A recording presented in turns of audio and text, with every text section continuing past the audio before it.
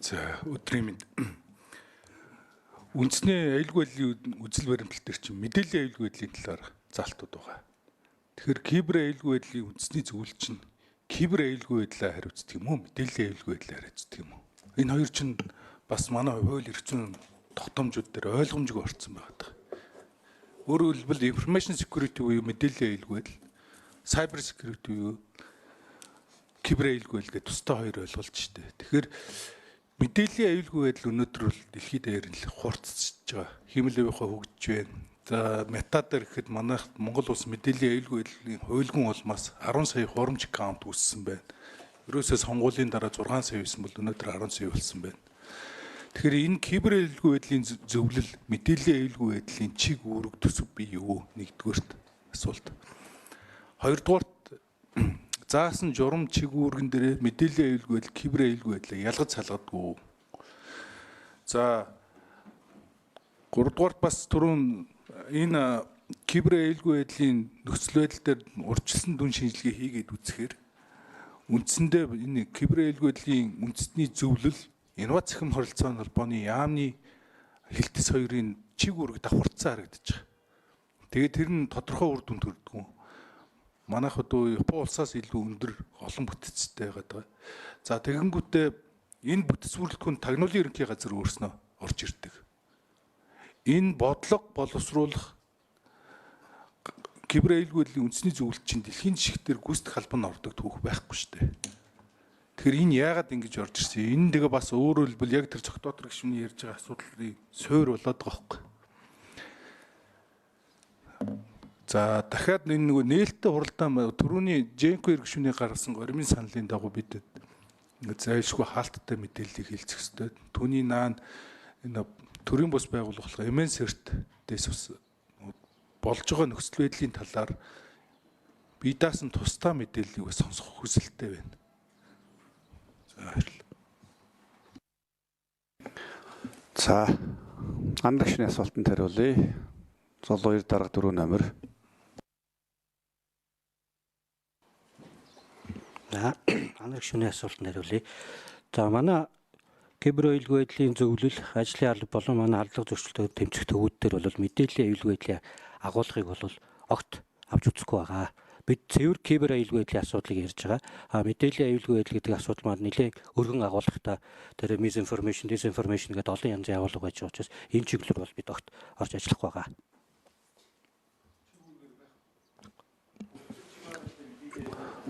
За мэдээллийн аюулгүй байдлын газар бол тагнуулын ерөнхий газар дээр байна.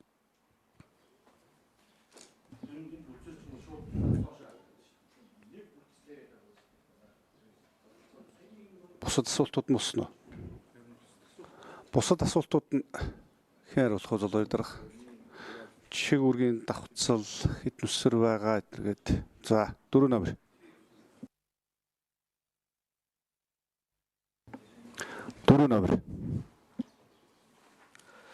За захим хөгжил харилцаа холбооны яам дээр кибер аюулгүй байдлын бодлогын хэрэгжлийг зохицуулах газар байгаа.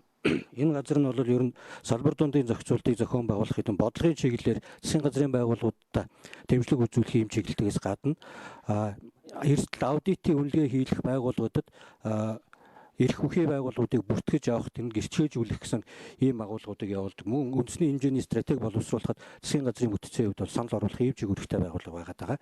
Манай ажлын алба бол зөвхөн хуулийн хэрэгжилтийг хангах, ялангуяа түрүүний миний юун дээр хэлжсэн бид нар үндэсний хэмжээний кибер албаг зөрчилтөө тэмцэх үйл ажиллагаа явуулах, шууд зохион байгуулалтыг хийх бол энэ үндэсний төлөвлөгөөний дагуу бол ийм чиг үүрэг нь голлон байж байгаа. Өөрөөр хэлбэл цэвэр практик хэрэгжүүлэлтийн үйл ажиллагааны чиглэл дээр бол ажлын алба төвүүдээрээ дамжуулаад явж байгаа.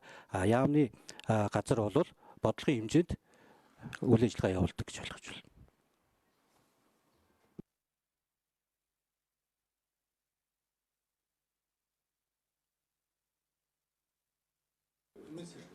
MNCERT-с за хариултах 3 номер дээр суугаад өөрийгөө танилцуулаад энэ техникийн микрофоноос дууг чангалаад өгдөө.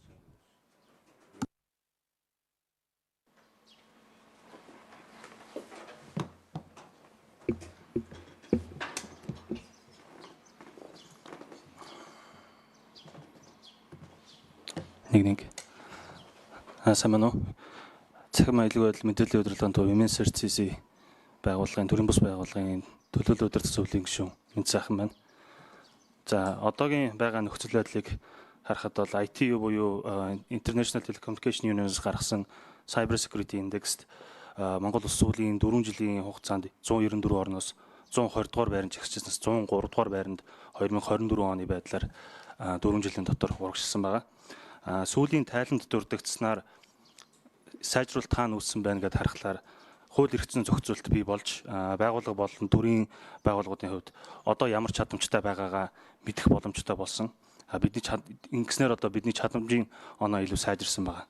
Илүү сайжруулах боломжтой шаардлагатай байгаа хэсгүүд нь бол technical measures буюу техникийн үзүүлэлт болон чадамж, cooperative measures, cooperation measures буюу хамтын ажиллагааны үзүүлэлт болон чадамж, cyber security capacity development measures буюу кибер аюулгүй байдлын чадварыг хөгжүүлэх гэсэн үндсэн хэсгүүд байгаа юм. Эндээс харуул яг бидний хувьд сайжруулалт хийх доорх боломжууд ер нь харагдаж байна гэж үзэж болохоор байна. Нэгдүгээр skill shortage байна. Эдгээрийг сайжруулах. Бидэнд байгаа мэдээлэлээр бол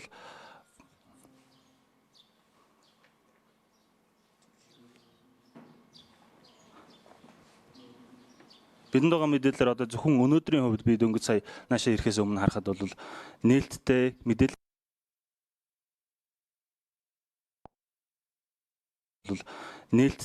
мэдээллийн аюулгүй байдлын администратор, спешиалистийн албан тушаал ажлын байрны оронтой бол нийт 40 орчим байгаа.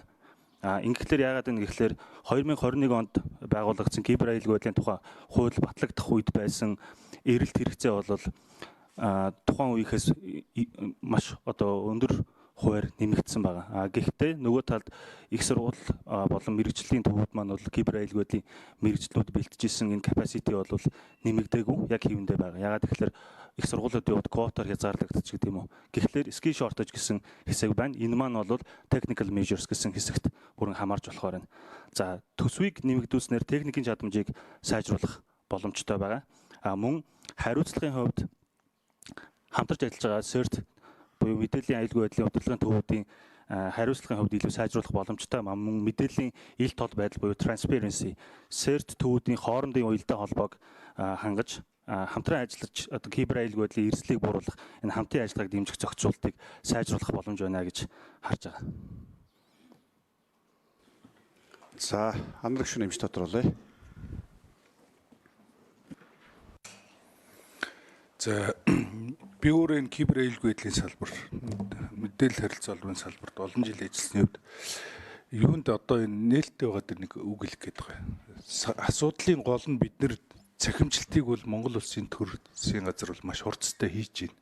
Гэхдээ бид нэр нөө сувир софтвер дэд үзүүлэхээр кибер аюулгүй байдалд анхаарахгүй бол кибер аюулгүй байдал гэдэг маань орчин үед хувийн мэдээллийн аюулгүй байдлаас гадна эмзэг мэдээллийн аюулгүй байдал улс үндэстний мэдээллийн дэд үтсийн мэдээллийн аюулгүй байдал үндэстний дархлааны асуудал болчиход байгаа юм. За үүнийг хамгаалах нь өөрөө кибер аюулгүй байдлын үндэсний зөвлөл тэдгээрийн бүтцийн хийх ёстой ажил. Гэтэл энэ талын суур мэдлэг ач холбогдол байхгүй улмаас бид одоо яриа чагнах гэдэг асуудлаасаа цаашаа хувийн эмзэг, улсын эмзэг мэдээллүүд бол бодтоор бол маш ноцтой байдалд орсон байгаа.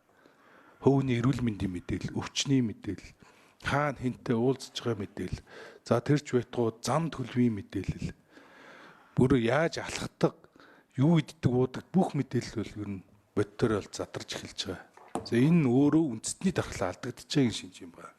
Тэгэхээр бид нар цахимжилтаа одоо засгийн газрын үйл ажиллагааны мөрийн хөтөлбөрт бол ингээд битүү заагаад өгсөн. Монгол улс мэдээж дэлхийн чиг хандлагатай хөгжлөө нийлүүлж явах ёстой. Гэхдээ суур дэвтсэн аюулгүй байдлынхаа асуудлыг та бүхэн ягаад гэхээр та бүхэн энэ ч илүү тод чанга дуутай асуудлаа танилцуулахгүй бол төсөв байхгүй, ойлголт байхгүй улмаас энэ салбар маань ач холбогдлыг ойлгохгүй.